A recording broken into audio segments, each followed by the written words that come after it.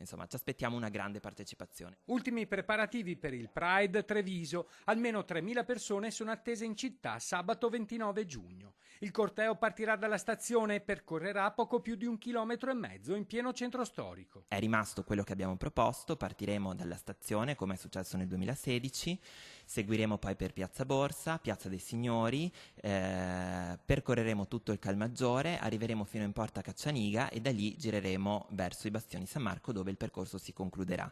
A fine corteo la festa continuerà ai Bastioni San Marco con una serie di eventi.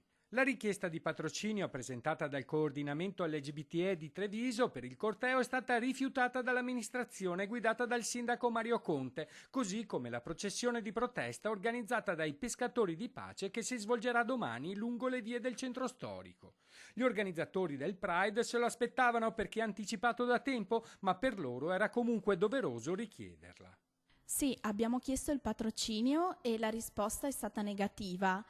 Ciò non significa che non continueremo un dialogo rispettoso e propositivo nei confronti delle tematiche che noi portiamo avanti, ma sarebbe stato auspicabile un sì e la riteniamo un'occasione persa. Sono solo fanatici ottusi. Con favorevole ottimismo è stato accolto il commento di Don Paolo Pigozzo, parroco 47enne della parrocchia di Santa Maria Ausiliatrice della Chiesa Votiva. Il sacerdote non condivide le motivazioni alla base della processione per riparare allo scandalo di eventi come il Pride Treviso. Parteciperà anche Don Paolo?